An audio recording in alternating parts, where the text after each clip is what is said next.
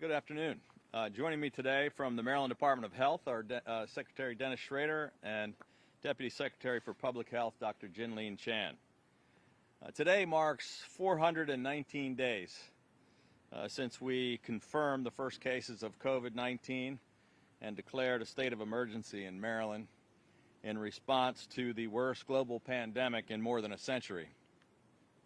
It has been a long and difficult year, but thanks to the hard work, the sacrifices, and the vigilance of the people of Maryland, each day now brings us closer to the light at the end of this very long tunnel and to a return to normalcy in our everyday lives. Today, Maryland will surpass another milestone with more than 4.5 million vaccines administered.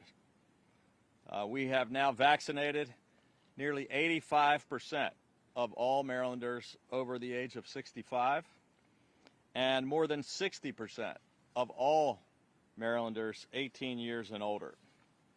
Maryland is vaccinating at a faster rate than the nation and faster than most other states. And as a result, our state also continues to see significant improvements in our health metrics, with the biggest drop in new cases and the lowest transmission rate in the country. Maryland's case rate per 100,000 has dropped 33% over the past 2 weeks. Our positivity rate has now dropped below 4% to 3.89%, from a peak in January of 9.43 and a peak last year of 26.83. COVID hospitalizations are dropping across all regions of the state and are down 44% from the winter peak just a few months ago.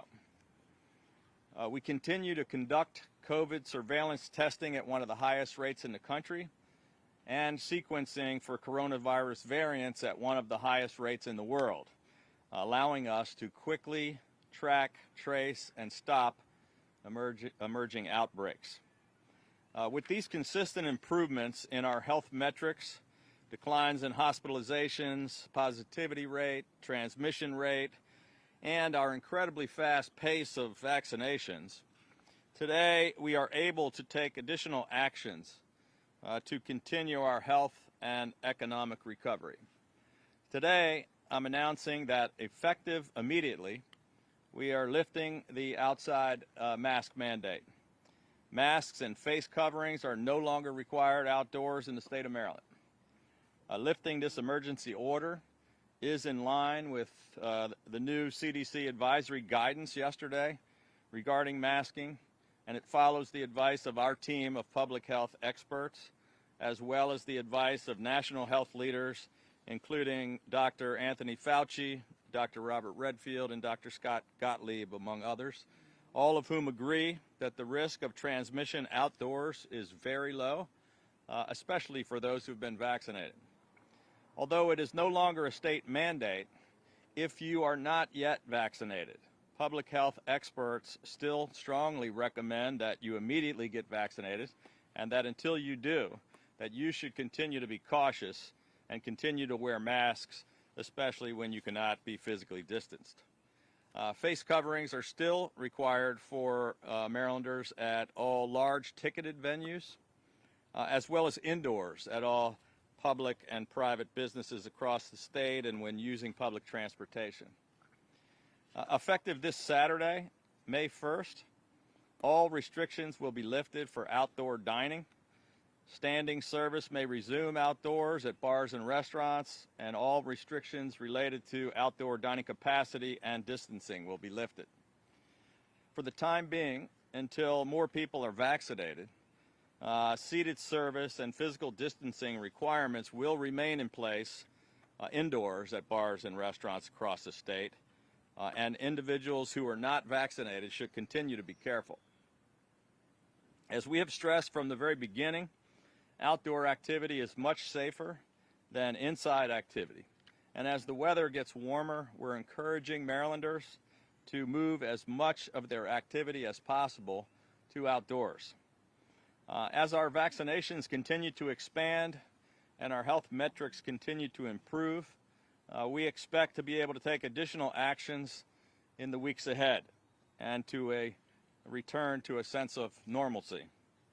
However, I want to stress once again that the fastest way to put this pandemic behind us once and for all is for every single eligible Marylander to get vaccinated as soon as possible.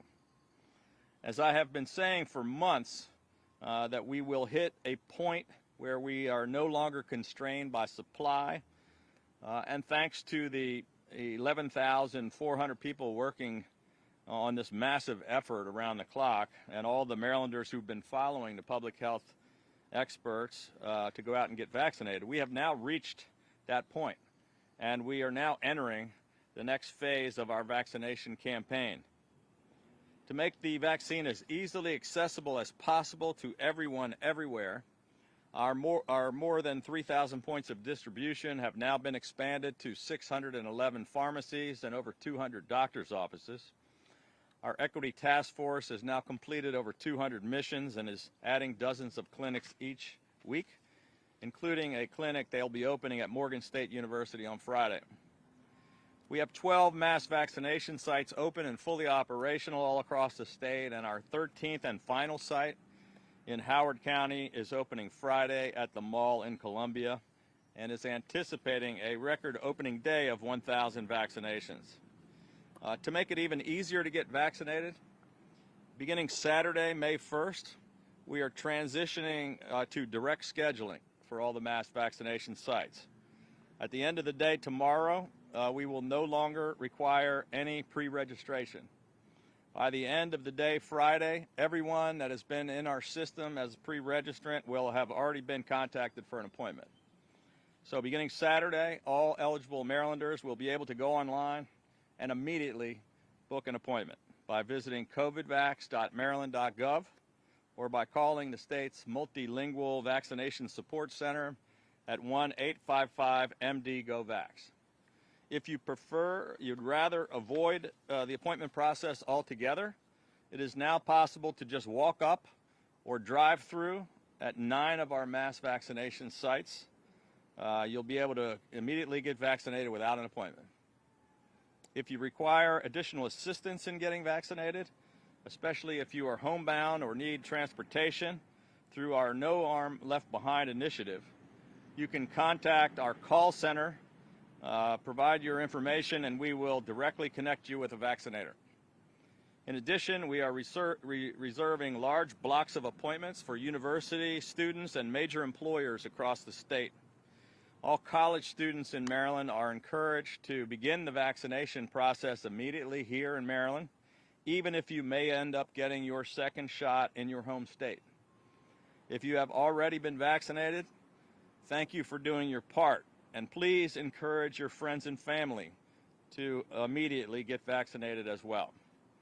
If you have been on the fence or have been waiting to get vaccinated, now is the perfect time to finally go out and get your shot.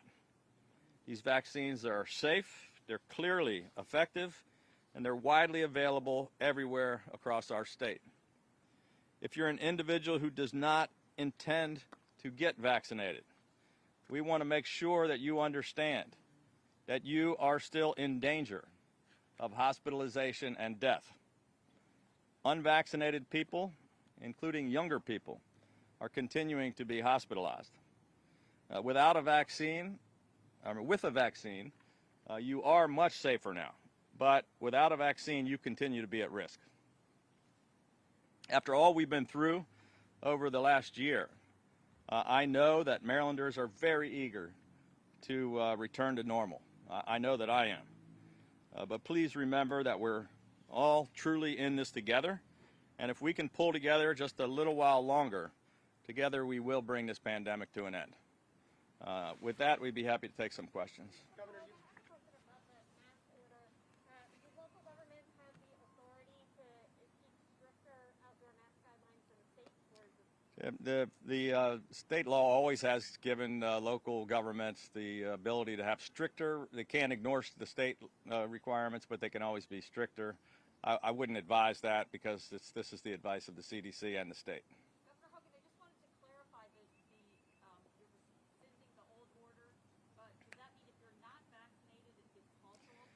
You know, we don't have any way of, we're not going to be, I know the CDC guidance was vaccinated people can go outside and take off their mask, but unvaccinated can't. We're just strongly advising as they are. But our order, we can't check IDs to check to see if you've been vaccinated or not. It's like you've had plenty of time to get a vaccine. You can get one anywhere. Everybody who's been vaccinated can no longer continue to be, held back because of the few who are refusing to. Governor, going off of the question about local restrictions, we're seeing some jurisdictions continue to wait it out to see what you were doing as far as the mask requirement. What's your message to those who are still waiting to see should they lift and should they allow people to take off their masks if they're outside? It's our opinion, and it's the opinion of the federal government that they should be able to take off their masks outside.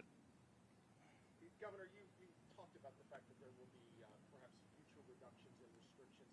What's the combination of benchmarks that you're looking for in order to get back to something that looks a little more like pre-pandemic normal? Well, we've had several weeks of really great metrics and continual declines, which is terrific, but we want to continue to see that continue for a couple of more weeks. We also have had, thanks to the great work of all the folks that have been working on the vaccine effort, we've made tremendous progress there, but we've still got folks we need to get vaccinated. So I think we continue to get more people vaccinated. We continue to see the numbers go down. We'll be getting a lot closer to the end. What could Maryland look like by July 4th? Hopefully it's going to look a lot like, not like last July 4th, but maybe the July 4th before. Governor, the CDC wanted to reiterate yesterday that if you're vaccinated, you should still stay in small groups, even if you don't have your mask on.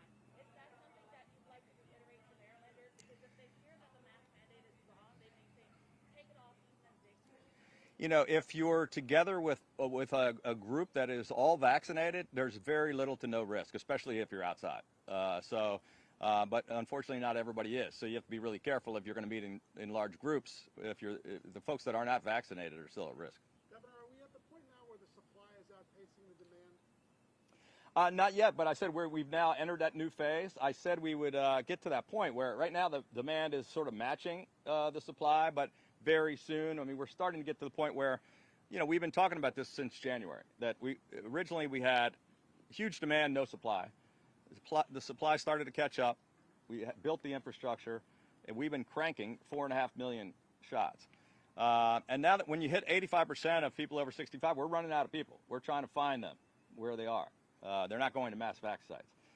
When we're at 60% of the entire adult population, we're more than halfway there. So there's going to be less and less people, and we're doing more pulling in rather than just pushing them out. We're going to continue to do that until we can get every single person that wants one and gets one. But there's no question. That's why we're able to now not have pre-registration. We didn't have enough vaccines to schedule appointments. We had to pre-register so that when a vaccine became available, you could then schedule an appointment. Now we have plenty. We're opening up, no appointment necessary lines, and we're opening up more points of distribution. It's a lot easier now to get it from your doctor or your pharmacy, so there's less demand on the mass vac sites. We're still getting quite a bit of traffic through them, though. So we're going to continue to keep those open for a while and continue to, but we're going to probably, we're not going to have probably every day of the week. We're probably not going to have same hours. We'll gradually wind them down until they're no longer needed. As far as the getting kids back in school, the head of the state teachers union told us yesterday that the state is strong-arming them, essentially, in getting back to school. Any reaction to that? I don't really have a reaction to that. I mean, I know the State Board of Education, voted unanimously yesterday to require 180 days of in-person instruction, and they're going to have to follow that. Governor Hogan, with Pfizer testing out some kids who are between 12 and 16 years old now, is there a timeline on what potentially that might be vaccine? That's a great question. I don't know if you want to talk about Pfizer and the timeline. I know that we had a discussion, and we think you want to. I could just say two words. Yeah, I think it's towards the end of June. It's Yeah. the latest, but. Yes, sir. Yeah, we're tracking on it. We're planning for its eventuality. We're just, but as the governor said, probably the end of June, early July. Yeah, that's going to be another tremendous effort when we can get the 12 to 15-year-olds, and it's the vaccine has been working very effectively. Pfizer is a little more difficult to work with because it's the one that requires the deep freeze, and you have to have 1,000 doses, so not quite as easy to use. But that's the only one that's submitted for the approval for the younger kids, and it could be any time. But I think people thought at least by the end of June that would happen. Governor Hogan, we talked previously about vaccinations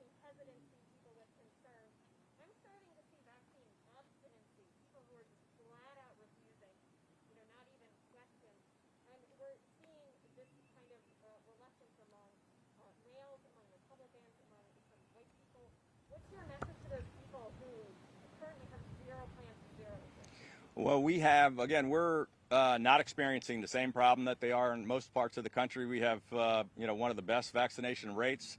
We never anticipated we could possibly get to 85%, which is where we are on the 65 plus. We're already at where people thought was the peak. All the national polls said maybe 60% wanted to get vaccinated. We're already done with 60%. We still have a lot more to do. We've been working on vaccine hesitancy since last December. We've been running commercials targeted at different groups and community leaders. We continue to, the Biden administration followed us with a similar kind of federal program. But we've been running nonstop television commercials and print ads and online trying to convince people. And we're still telling those folks there's some reluctance, not nearly what it is in the rest of the country, but we still have a few groups, pockets of folks in a number of different communities, and that we're trying to do everything we can to convince them because they're not going to be safe until they get vaccinated. You mentioned outdoor restaurant restrictions lifting as well. Do you have a target date for when you'd like to see the indoor restaurant restrictions? Yeah, I'd like to get them done as soon as possible. I know that these small business owners have been really struggling for quite a while, and but we want to make sure that we're safe. So we just have a little more work to do. We're kind of cleaning up, but right now we still do have these variants, which are virulent, and we are still seeing some younger folks going into hospitals, and it's just not as safe inside as it is outside. And so we're going to continue to take a look at it, but my desire would be to get everything back to normal as soon as we can get people done with the vaccines. Last question. Oh, thanks, on the White House visit to the M&T mass vac site tomorrow, Yeah. Do you know why that site was picked? Do you plan to be there, or any members of your administration? I do plan to be there. We're looking forward to welcoming the Vice President to M&T Stadium tomorrow. I think it was picked because it's a perfect example of a very well-run vaccination center that we're very proud of. It's also, part of our equity effort in Baltimore City, and we're cranking out a lot of vaccines there. And I don't know that there's a better one in the country. So we're going to be proud to show it off to her. Thank you. Thank you.